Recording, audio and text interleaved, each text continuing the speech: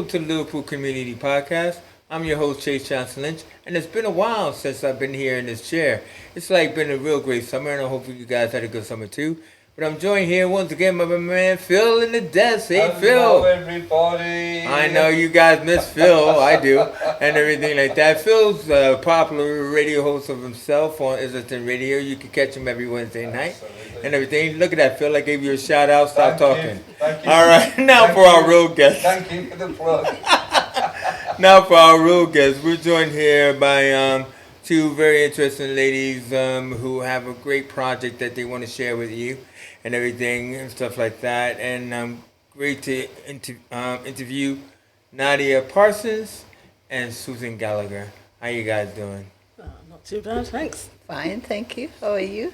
Oh, look at that! Look at that! How shy they are. I mean, they were talking up a storm for an hour before. I mean, like, what are you nervous about? We couldn't shut it up downstairs. I know, right? Phil was like, tick, tick, tick. Yeah, right? You know what I mean? And I think, know what it is, Phil? I think it's because as artists, they're more about expression, Absolutely. you know, and creativity. And that's what we really need more of, you know, is the people who is doing that. And so, Nadia, you know, as kind of like the person who is I should say the linchpin behind this project, you have been creating art expeditions in Liverpool. Well, no, not in Liverpool, on Birkenhead Park. But you've been doing it like since about 2018, haven't you? Yes, so the Tate Aisle, it's called the Tate Aisle Gallery. Yeah, yeah. It started in 2018, second half of the year, in Birkenhead Market. All right. It occupied 3 units. So it was largish and had at any one time artworks from around 40 to 50 artists. Wow. Yeah, it's like a pop-up gallery, you said. It was actually a physical gallery. It started in Birkenhead Market. The council was looking to drive more footfall to the market and looked around offering spaces to projects. I thought maybe I can do this for my photography.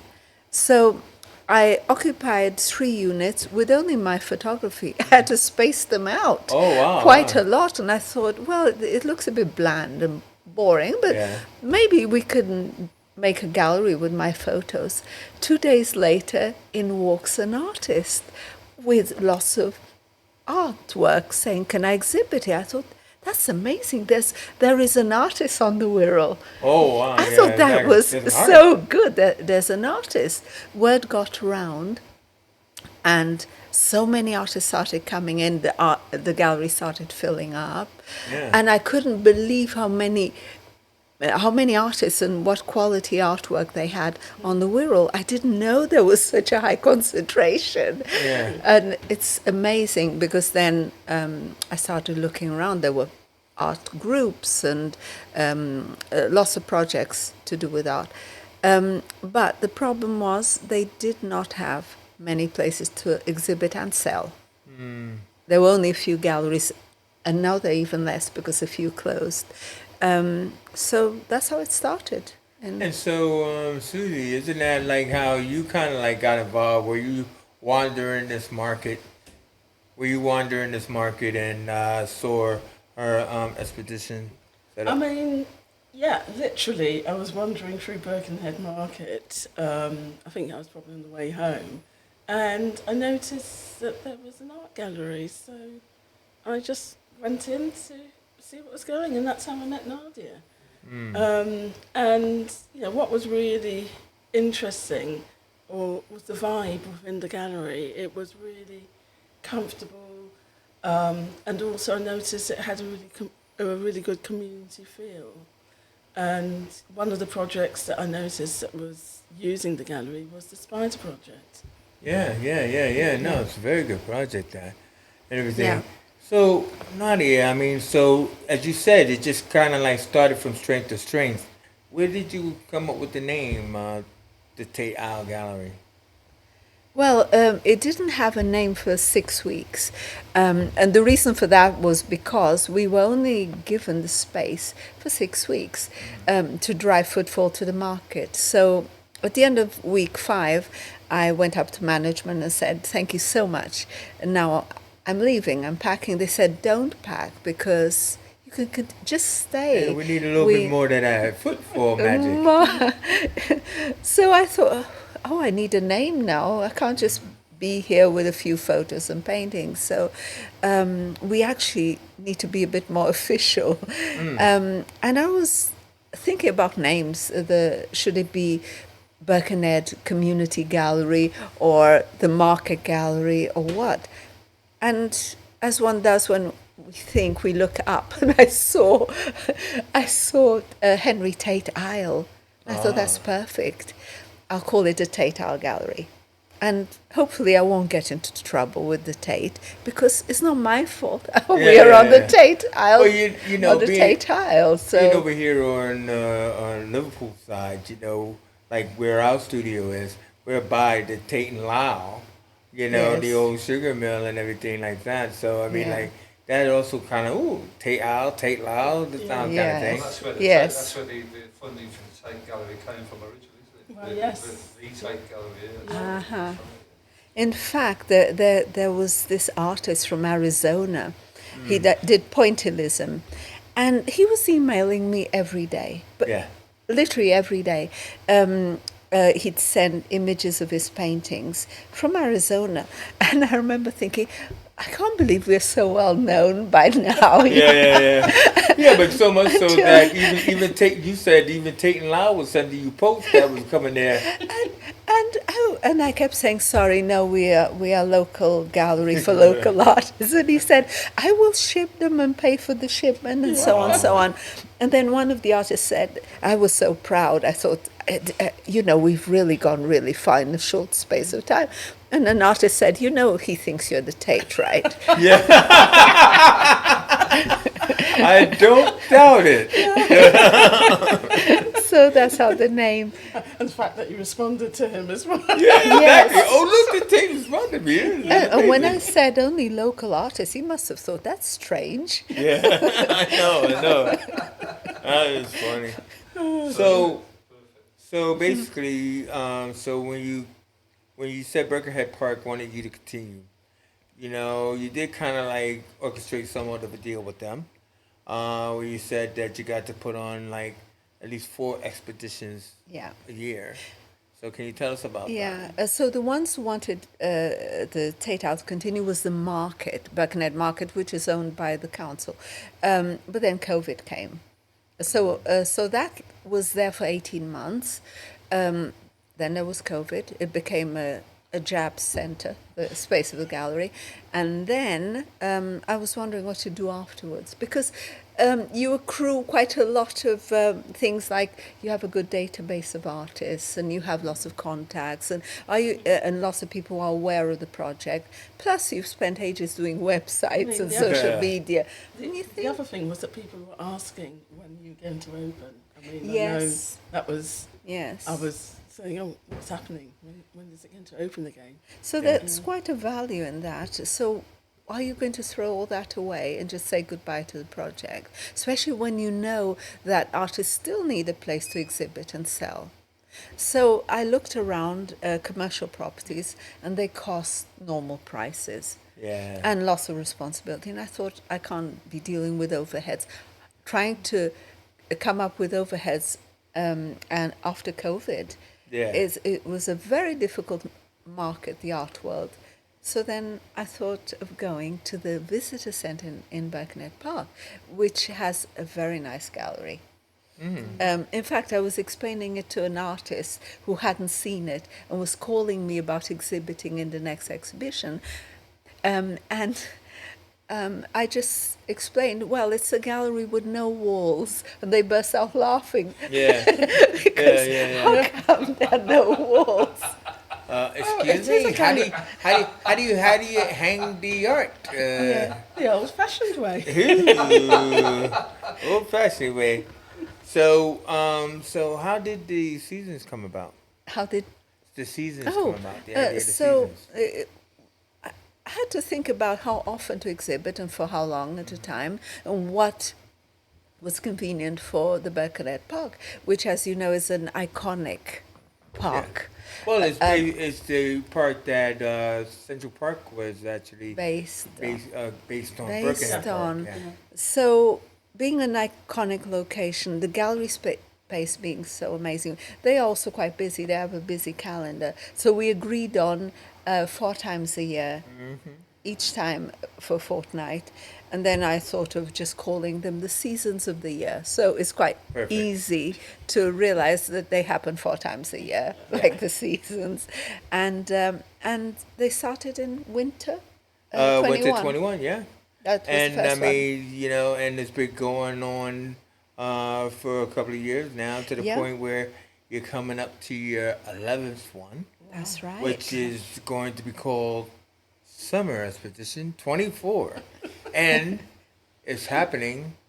Well, at this recording, it's happening this weekend. It is, yeah. And Yes, so, like, yes. how exciting is that? Because it's going from strength to strength. So, take me Yeah. from that's where it began, Yeah. right? Okay, I'll do this, I'll do that. But now it's a machine that's running on its own. It is. It's quite much better organized. The first one was a bit chaotic because I was learning as it was going. The artists were very patient and were Yeah. brilliant. Well, they're getting their stuff displayed. So. The first exhibition was Winter 21, and I'll never forget it because it was the worst weather in the whole of winter. Oh, the winter of my discontent. On the day, on the opening, or the vernissage as they call it, Sorry the about that. opening Nadia. had the worst weather. So 2 trees snapped in the park. That's how bad it was. And I think the only visitors came along because they were blown. Yeah, they were blown into the exposition. that direction. There was an incident where the doors opened with great force, so one painting fell, and Yeah. you remember it was destroyed. And there were only about 5 visitors at the opening. wow. It was quite. But then all the other exhibitions, fortunately, were much more visited, and they were quite Now good. it started to make a name for itself. But usually I it think happens so. that way. Everything kind of like starts slowly and then builds. It's part Yeah. of the calendar of It's part of the Park fabric of now, Birkenhead yes, Park now, isn't yes, it? yes. Yeah. And That everything. sounds very good. It's part of the fabric. Oh, I yes, like that. yeah, it's on Oh, my see, look at that. calendar. You like that, Phil. So, Susie, I mean, like, were you, like, when you kind of like first visited and everything? Because I think Nadia, you were saying, I could use some support, in doing this. So I'm like, Yes. So when did you decide to join forces? Gosh. I suppose I started off as moral support. That was initially Yes. how I got involved with the expos. And Nadia, by this time, I'd sort of come out of hospital, and Nadia was saying, "Look, Susie, why don't you put some of your work in? Why don't you put some of your work on display?" And I was going, no, because I'm not an artist. Well, I am an artist, but I'm not. My art, my practical art, is for me. It's not really for other people. And I didn't include my jewellery making as art, so that was Right. okay. So in the first exposition, it was mainly sort of my jewellery and cards and stuff like that. Then in the next one, I... You had 2 Oh paintings. gosh, no, I didn't. I had the footstools. I had one which was, I do some upholstery. So I'd upholstered a sort of contemporary footstool. And then I did a painting. That was the Weaver. Oh, right. And Rockstar? That came later. But my footstools took on a new life, and I had this Victorian Edwardian footstool that had been knocking around at home.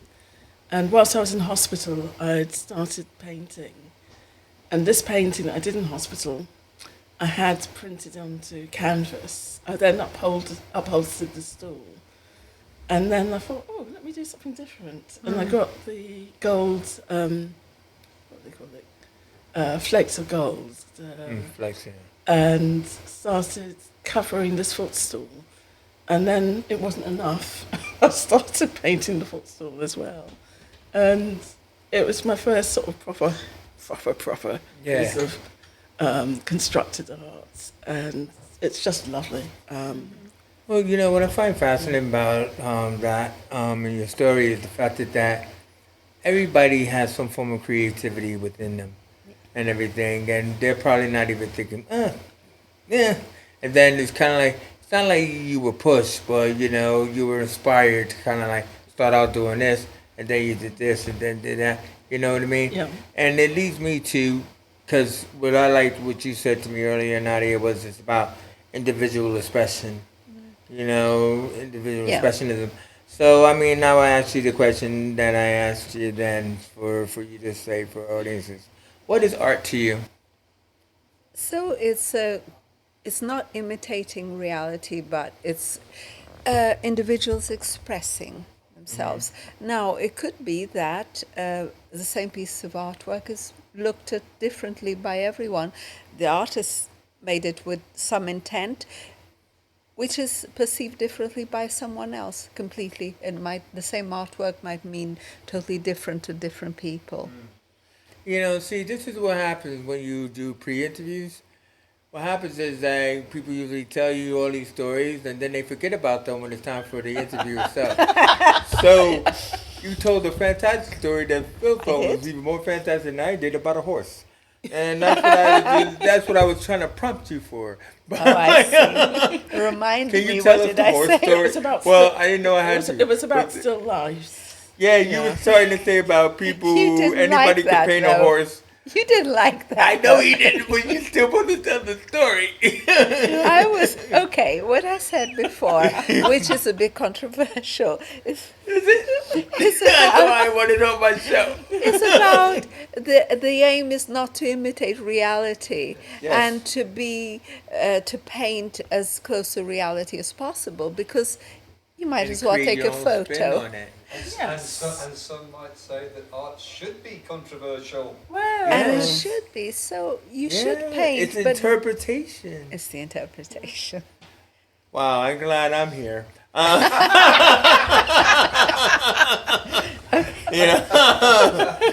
Let's move to Susie then, shall we? So, like, you basically, Nadia, you've been working. Your artists have been like of an older breed, you know, of an adult breed, mature, 30s to 50s, and all that kind of stuff. Your artists that have been presenting art and stuff Yeah. like that.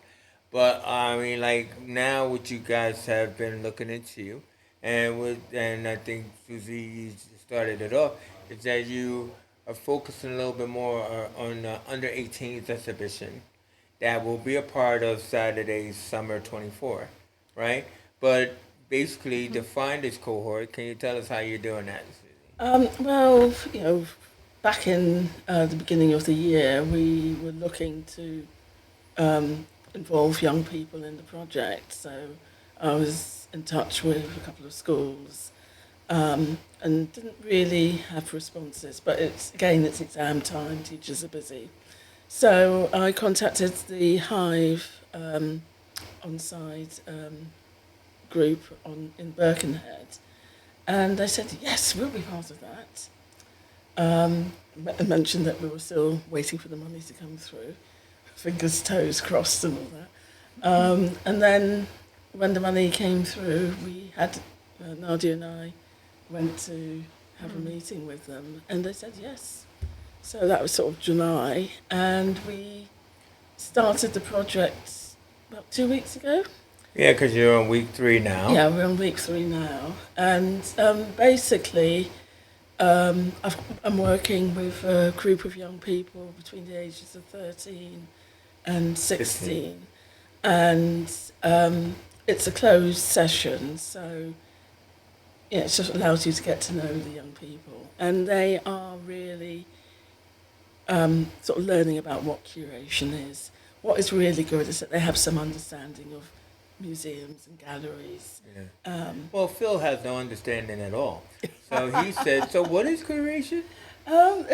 It's really about bringing together an exhibition deciding on the themes, but also making the decisions as to what constitutes an exhibition, and how it's going to be displayed, and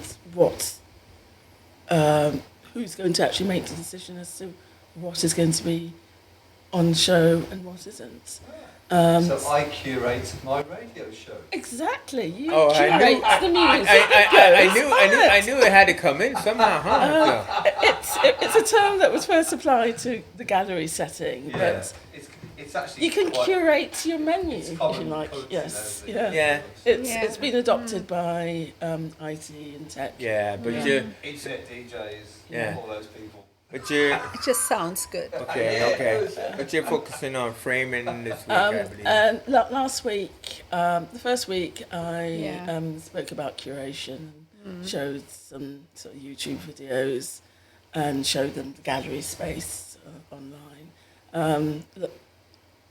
And last week, I took some frames in, because that's the side that people forget about. They think, oh, well, I'm creating a painting, I can put it up on the wall.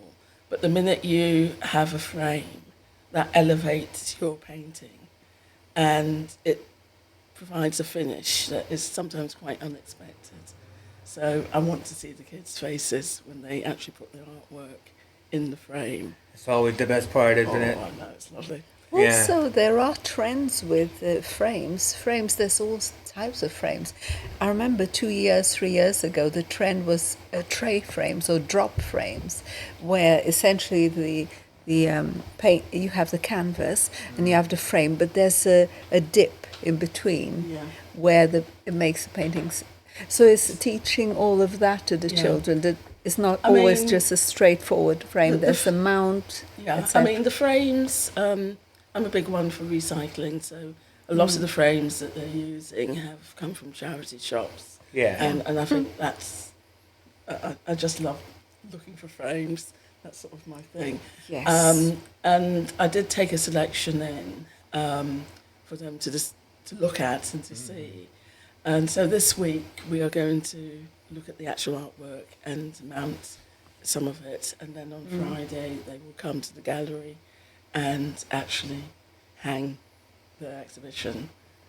I just think it's an excellent project to be part of, and then it's also great that it's in the middle, like you have an expo in the middle of the project, so that way, it's not like at the end of it. So like they'll do Saturday, and then you could meet them next week and then find out, How what they they feel. thought about it. Yeah. Because what you also presented was like you gave them the opportunity, like. You don't have to just be an artist to take this course, because you can learn about the curation part. And one of them told you that's what they wanted to do. Yeah, isn't it? exactly. Yeah. That there were some people that were really keen to bring work that they've done already. Yeah. And there's one young man that sort of decided that he didn't really want to do any of the Yeah. artwork, but he was quite happy to do the overview and sort of about the project and organise the others and consult with the others to produce text. Also, too, is like, with that being said, like, I mean, even in adults, like you were talking about a particular adult male artist that you've been working with, who was kind of a quiet man to start with, and everything, and how doing the work with you had brought him out of his shell a little bit. Can you say a little bit more about that? Yes, it's so important to actually reach out to all parts of the community, because art can be done by anyone. I believe everyone has those capabilities. And as we know, it's been considered, God, I don't know what, sorry. How do you, Elitist. gosh, could we just cut that a tiny bit It's out? okay, like- just keep Art has been quite elitist, which does put quite a few sections of the community to the side. Where, for example, when I was running that gallery in the market, there were countless people over 18 months that came in and said, oh, I've just come in to see the art, but I don't understand anything about art. Or oh, I never come to galleries. And I always welcomed them more than anyone else. Yeah, of course. Because I did not accept the fact that they said, I don't understand. You don't know you don't understand, but Yeah. you do. But also, isn't there multiple answers for any one image? So in that aspect, Yes. is that it's not. But even if the artists have their idea of Yeah. what it is, Yes. that's the whole point of going to a gallery, looking at the artwork, and then your own interpretation It's by what's your own important, experience yes. comes up, isn't it? Exactly. No, no, yeah, no. It's So fascinating. taking out away the elitism from the whole experience is very important. Yeah. So finally, I want to hear about like the vision that you have for this collective that you would like to have set up, and everything. You know, is like you were talking about some type of focal point for a big community arts festival. Can you tell me a little bit more about that? Yes, maybe the word festival is a bit ambitious, and also festival implies a larger space.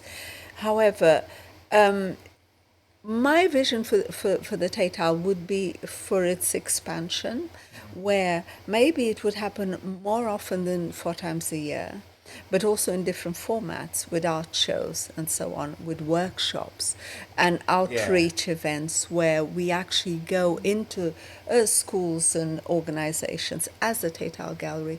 Another aspect that I would like to take forward is the business side, where we could actually be the go-to place or organization for commissions, because we have so many artists with so many different styles and talents and experience, that why shouldn't we be the go-to place for commissions, for ordering? We've already had so many commissions in the past where people came into, for example, when the gallery was in the market especially, and they really liked the work of an artist, but they didn't want any of the works that they had on display, but they wanted that artist, so we had lots of commissions. Well, yeah, also like on your flyers, we'll try and put an image of your flyer up that you sent us. But like for example, this Zatina Ferris is you were telling me is a fantastic artist that displays work in your exhibition. So. She and where's she from? So Zatina is from Barcelona. And she's a very accomplished artist, and she has, for example, at the moment she has an exhibition in Barcelona and one in Germany. Last year she had in Philadelphia and Barcelona as well. She'll be on Saturdays. She will be exhibiting. Her name is Zatina Ferris Zendera. We also have another artist who exhibits internationally, who is Rafael de Bos, and he has an exhibition in Manhattan. Woohoo! In my hometown. Yes. Check that out, Bill. But hey, Rafael, do you know him? No. Rafael de Bos. We all know each other, you know. Rafael de Bos has been such a supporter of Tate Aisle. He exhibits with us without when you say fail. De Bos, do you mean Du Bois? No. The boss. It's a Polish name. No. Do you know who it's the boy? No. Du Bois. William Du Bois. Dubois. Yeah, I know. Oh, Dubois? Yeah, Dubois. Well, I'm American and we don't do that French thing. Say Du Bois. We go Du Bois. There's some culture required, which isn't in America. All right, Phil's giving me the fingers in more way than one. I'm talking about the countdown. Yes. So where can people find you if they wanted more information? So this is where you tell us about your Insta, your website. Online. It's not very up to date, and that's my fault. I'm not very good with social media. You say that, but cool. But Instagram is Tate_Aisle, Aisle as in supermarket aisle, AISLE, Tate_Aisle. The website is tateaisle.co.uk, and Facebook is the Tate Aisle Gallery. Right. So those are so website.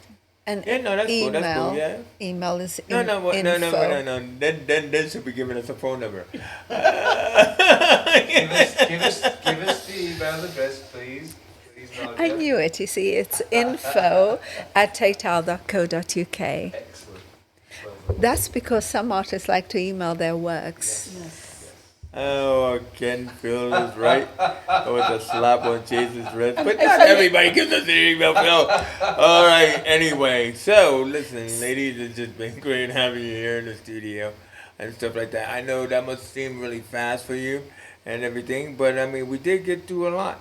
And I just want to just say to the audiences is that as the recording, I don't know what date it is, but We are on the 21st. It's Wednesday the 21st. Wednesday the 21st. Yeah, yeah.